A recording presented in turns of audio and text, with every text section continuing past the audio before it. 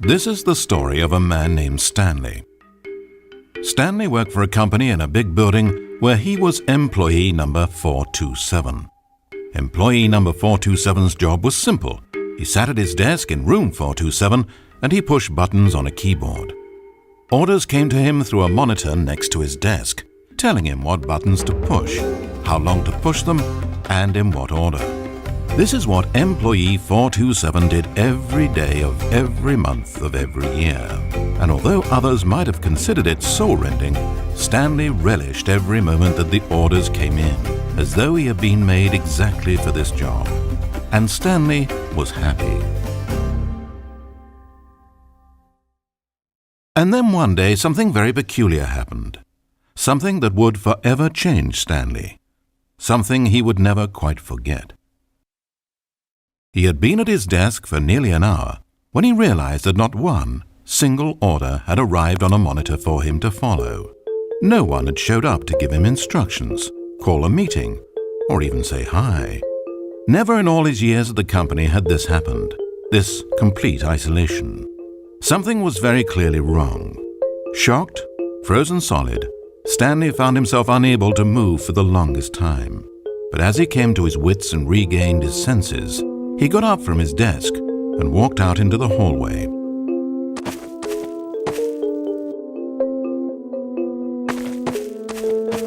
Stanley decided to go to the staff lounge to check on his co-workers. He never functioned well by himself and constantly needed support and guidance from others, so the thought of total solitude was terrifying to him. When Stanley came to a set of two open doors, he entered the door on his left.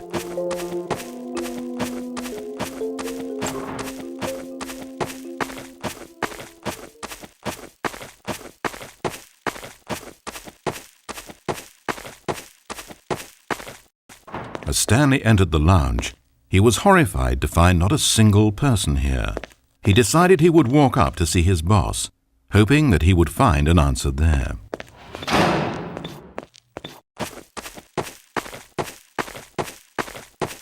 Coming to a staircase, Stanley walked upstairs to his boss's office. Entering his manager's office, Stanley was once again stunned to discover not an indication of any human life. It was at this point that he began to feel dizzy and a little sick, and even thought he might pass out when suddenly he noticed a keypad next to the filing cabinet in the corner of his boss's office. Stanley had never seen this panel before and had no idea what combination of numbers would produce any result.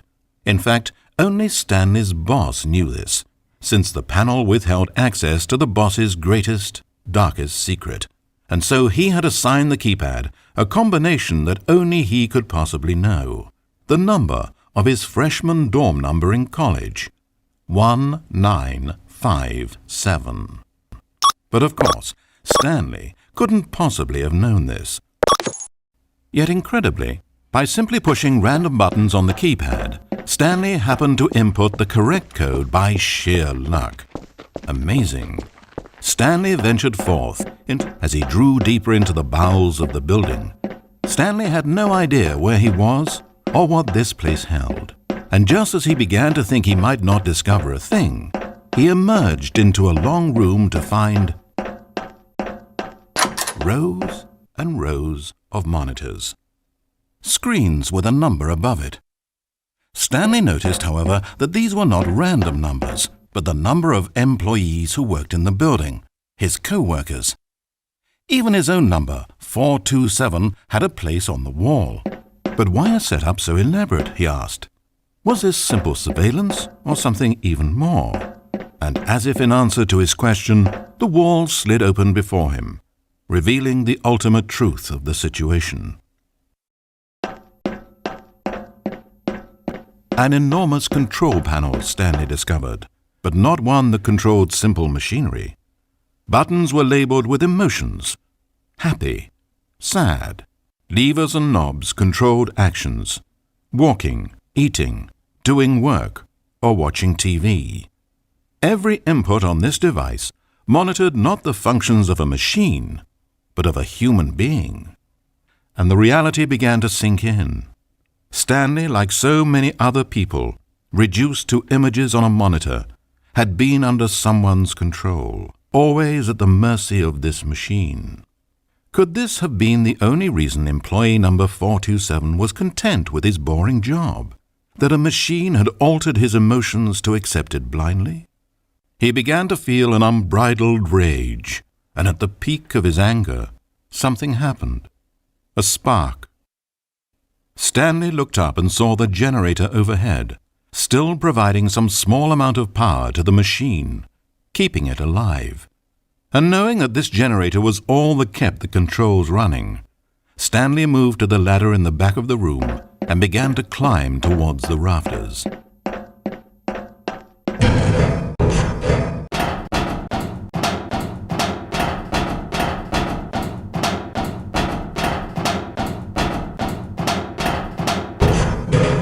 The higher Stanley climbed, the closer he felt to freedom, the further from enslavement.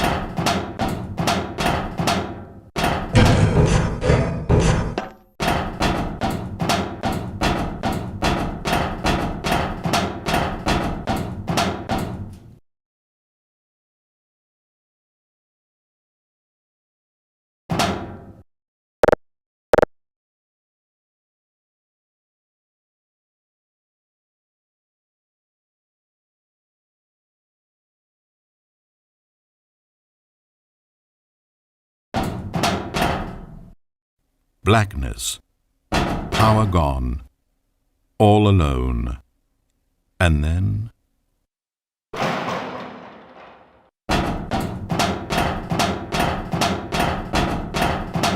As he stepped through the door into the fresh outside air, a feeling of liberation rushed through Stanley's body.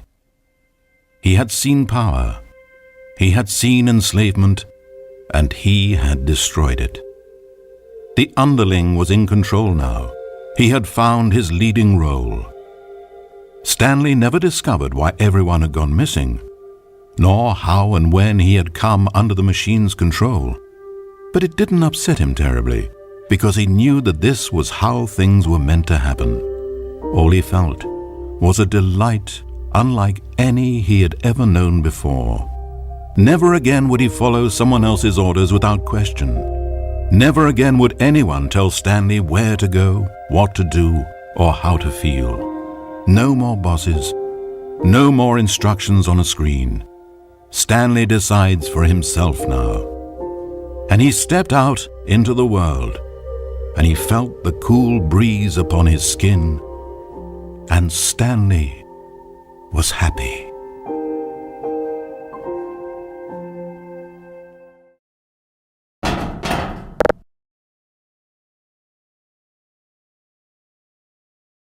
Oh, Stanley, you didn't just activate the controls, did you? After it kept you enslaved all these years, you go and you try to take control of the machine for yourself? Is that what you wanted? Control? Stanley. Stanley. I applaud your effort, I really do. But you need to understand, there's only so much that machine can do. You were meant to let it go, turn the controls off and leave. If you want to throw my story off track, you're going to have to do better than that. I'm afraid you don't have nearly the power you think you have. For example, and I believe you'll find this pertinent, Stanley suddenly realized that he had just initiated the network's emergency detonation system. In the event that this machine is activated without proper DNA identification, nuclear detonators are set to explode, eliminating the entire complex. How long until detonation then? Oh, let's make it say, 2 minutes. Now, this is making things a little more fun, isn't it, Stanley?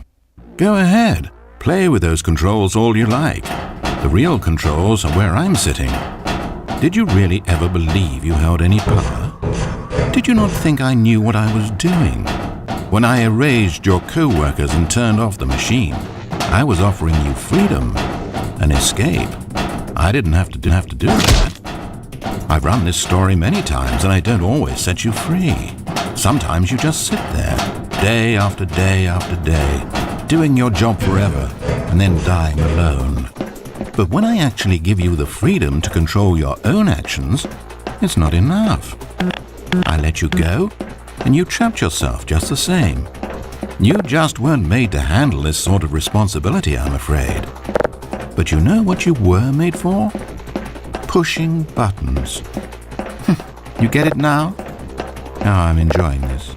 Tell you what, I'll throw some extra time on the clock just because I'm having so much fun. There we go. You see, I want to watch you for every long second you try to puzzle this out. After all, it should make sense, right? The timer, the nuclear detonation, the mysterious facility, it's all here. This is a video game. Except for one thing there, hero. You've got no weapon, no vehicle. You don't even know where you're going. When you saw that timer, you just instinctively started trying to find an exit, didn't you? In fact, I bet you're still looking for a way out. I bet you're clicking on everything in this room, trying to open doors or vents or something and solve the puzzle. As though this game has a solution, as though it can be won. That timer is not a catalyst to keep things moving along. It's just seconds ticking away to your death. This is not a challenge. It's a tragedy. It's the moment when the hero realizes that despite his best efforts, he is powerless to his environment. And then he lets go.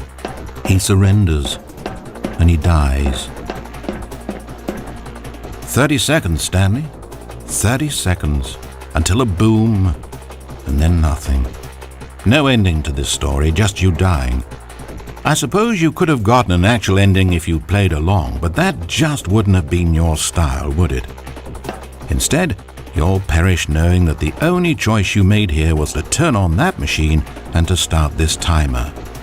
But you won't be alone, because I'm not going anywhere. I'll be here to watch every second of your inevitable life from the time we fade in until the moment I say, happily ever after.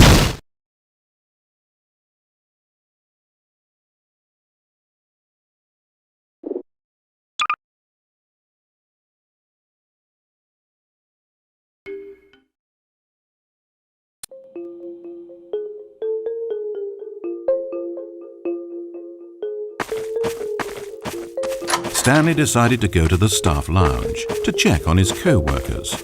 He never functioned well by himself and constantly needed support and guidance from others, so the thought of total solitude was terrifying to him. When Stanley came to a set of 2 open doors, he entered the door on his left.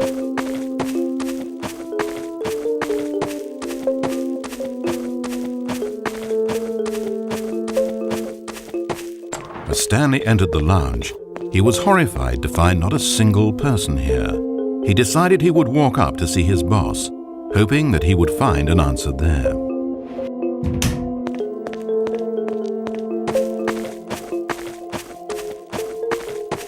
Coming to a staircase, Stanley walked upstairs to his boss's office.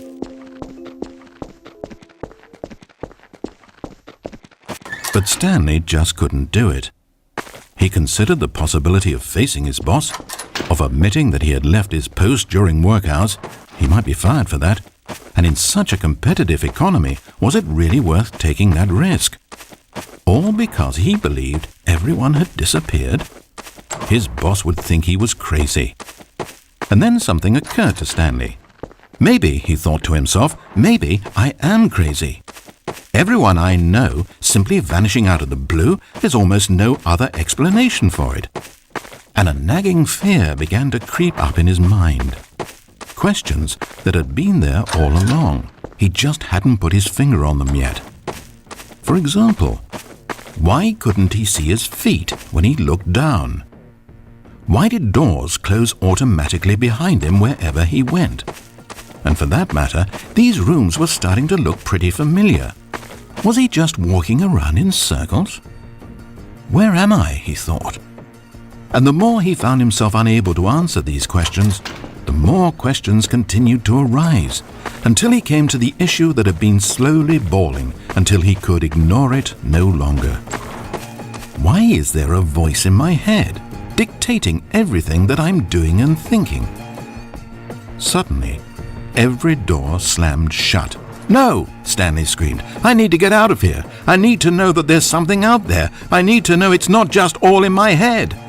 And he screamed and clutched at his skull as the voice grew harsher and the music in the background rose higher and higher. And then, moments before collapsing to the ground, Stanley clenched his fists and screamed to anyone who might be listening, "I'm not real! I'm not real! Don't believe any of it! None of it's real!"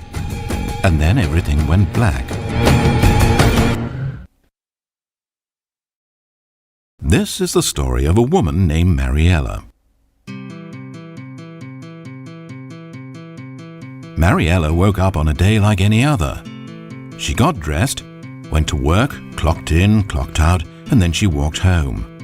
But her walk on this day was interrupted by the body of a man who had stumbled through town talking and screaming to himself, and then collapsed dead on the sidewalk. Moments after seeing him, she would turn, run to the nearest police station, and call for an ambulance. But for just a few brief seconds, she merely stood there, unable to move. The tragedy was not the death of a single person. It was that she would never know this man's story, never hear in his own words what had happened to him, or what he believed had happened to him. For to know these things would be to exist inside the head of the man himself. So all she could do was observe from a distance and pity him. But Mariella had places to be and people to meet with, very important people, whose impressions of her would affect her career and indeed the rest of her life.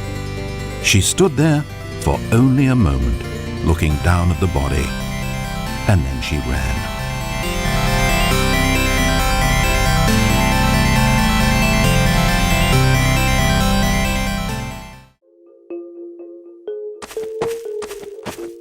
Stanley decided to go to the staff lounge to check on his co-workers. He never functioned well by himself and constantly needed support and guidance from others, so the thought of total solitude was terrifying to him. When Stanley came to a set of 2 open doors, he entered the door on his left. This was not the correct way to the employee lounge, and Stanley knew it perfectly well. So he turned left at the first open door and walked back in the right direction.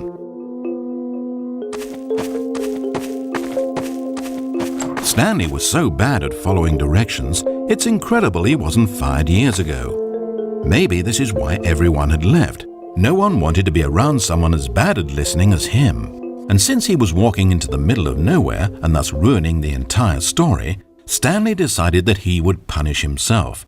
So when he came to the elevator and the doors opened, he stepped inside and pushed the button to go up.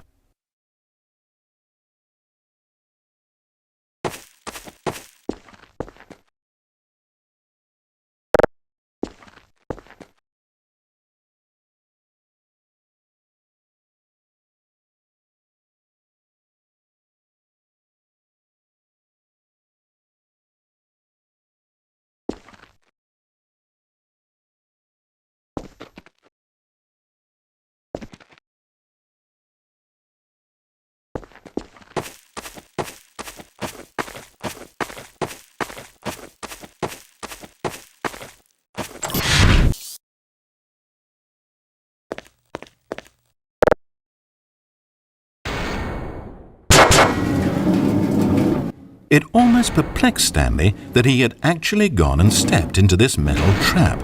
After all, it should have been no surprise that this thing would lead him to his death. But he thought to himself, this is simply the price to pay for ruining a perfectly good story. So he resigned and willingly accepted his fate, the inevitable end toward which he had spent so long stumbling. Farewell, Stanley.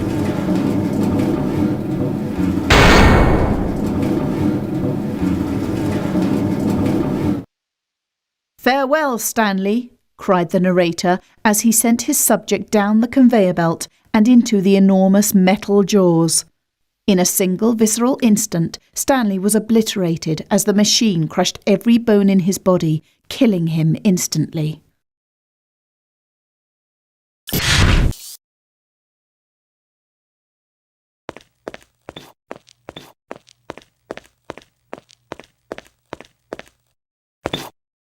It's a shame, then, that for all his work, it was such a meaningless victory for the narrator. Did he really think he would accomplish anything by murdering this disposable vessel?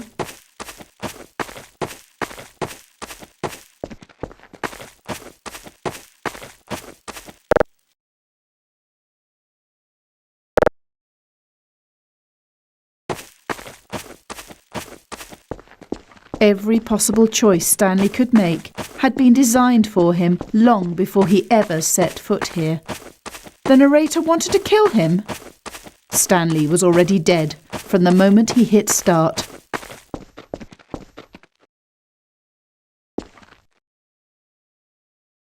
There's no salvation for either of these two, I'm afraid. The narrator had as little power over Stanley as Stanley did over the paths that he walked. But listen to me. This story is not over. You can still save these two. You can stop the program before they both fail. Push escape and press quit. There's no other way to beat this game. As long as you move forward, you'll be walking someone else's path. Stop now, and it'll be your only true choice. Whatever you choose.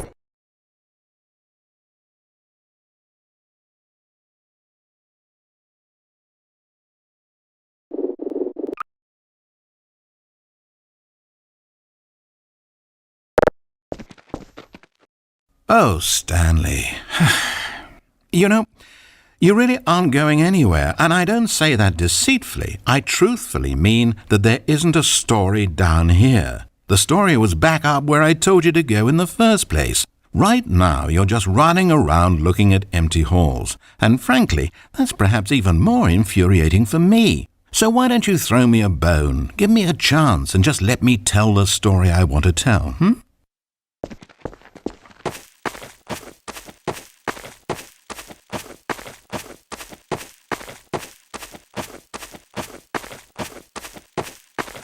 Now listen carefully. This is important. Stanley walked through the red door.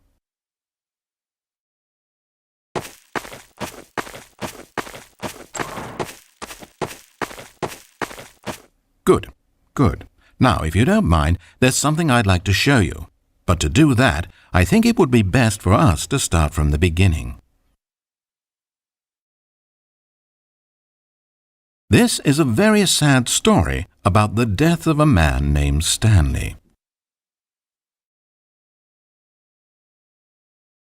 Stanley worked for a company in a big building where he was employee number 427. His job pushing buttons demanded little of him, so there was not much of himself to give, and in this way Stanley's job felt less and less like his every day. But if buttons need pushing one day, it means they'll need pushing the next and then the next. So, without question or judgment, Stanley continued to do what the screen told him. One keystroke flowed into another keystroke, flowed into his ride home, flowed into dinner, flowed into waking up, flowed into going to work, and here he was again. Stanley was typing out a complete sentence that said absolutely nothing at all. If in reality no one ever actually disappeared from the office, and Stanley never got the opportunity to make a decision, to choose which path he wanted to take, would his life still have any meaning? Perhaps when we long for something deeply enough, these hopes and fantasies become so strong in our minds that we truly believe that we're there, controlling that person and living that adventure. To manipulate your own thoughts and emotions might mean freedom from a self-imposed prison, but these delusions can be fatal to those who can't tell the difference. And so, Stanley asked, if that door never opened, if I'll never be able to walk away from those people and from these buttons, is this life still worth experiencing? Am I actually happy? Stanley answered this question by pushing a button. Then he pushed a button, and then he pushed a button. Then he pushed a button. Then he pushed a button.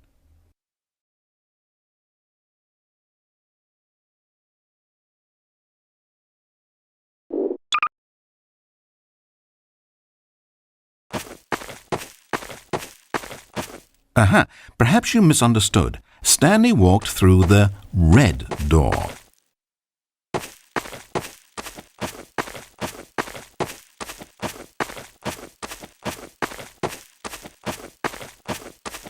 I still don't think we're communicating properly. Stanley walked through the red door.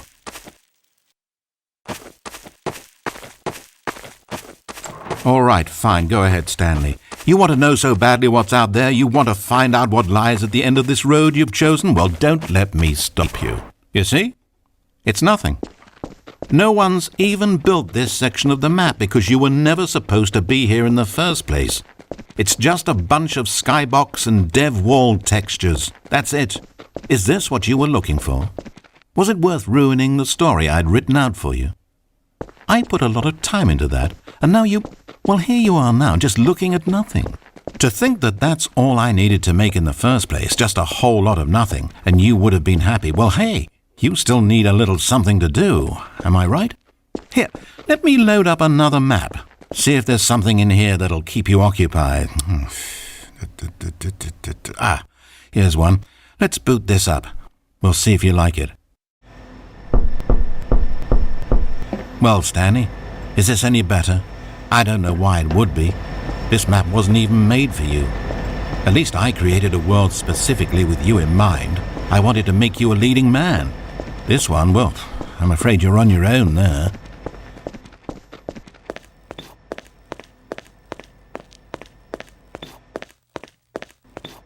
Stanley was fat and ugly and really, really stupid. He probably only got his job because of a family connection. That's how stupid he is. That, or with drug money. Also, Stanley is addicted to drugs and hookers.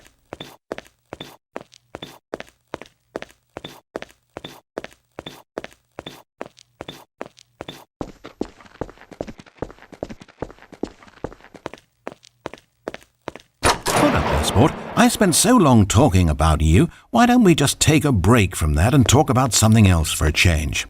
Let's see. Well, according to Wikipedia, more than 90% of the night sharks caught off northeastern Brazil contain mercury concentrations higher than that considered safe by the local government. Now, this is fascinating.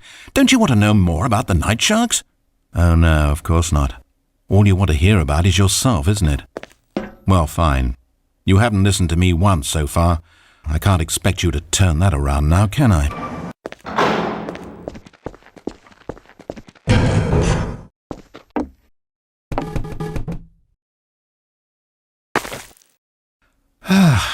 Is this the end of the line? I don't suppose this was a particularly fulfilling experience for you, considering not a single art aspect in this map was created with you in mind. But hey, you're a creative kid. I bet you can come up with a story about this place and why you're in it. And while you're doing that, why don't you think up an ending too? Because you certainly won't find one here. I'm afraid that's the long and short of it. This room and these walls are all you get. Maybe the story ends when you decide you can't live in this futuristic science fiction dystopia world, and you gallantly commit suicide. Or maybe you stand in this spot for all of eternity to guide and greet other travelers like yourself who pass this way. Or maybe you just get bored and you quit the game. Heck, anything. Wait. Hold on. What are you doing? Stanley, don't do that. I can't follow you there. I can't help you. How will you write a story without me? You can't do it, you know that. Stanley, come back.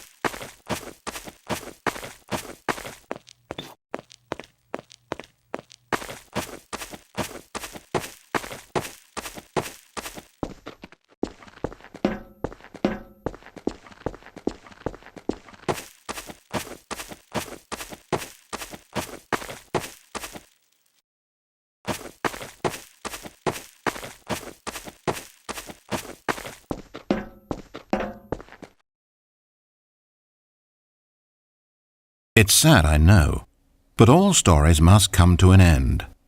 Of course, they say it's the journey that truly matters and not the destination, and I like that idea. To think we might value the paths we walk as much as the places they lead us. Now, I don't know what sort of story you've ciphered out of that world you've made for yourself, but I hope that being the leading man was everything it's cracked up to be. I know it can be a little hard getting around without someone looking over your shoulder, but this is simply the nature of freedom. Besides, I haven't really gone anywhere. Maybe you don't want a guide, but I think I'll always have a place here at the end of every story. I'll step in and wrap things up with a nice piece of dialogue and a reflection on life that makes sense of whatever path you've chosen to walk. And for now, I'm happy to be the destination instead of the journey. But only for now.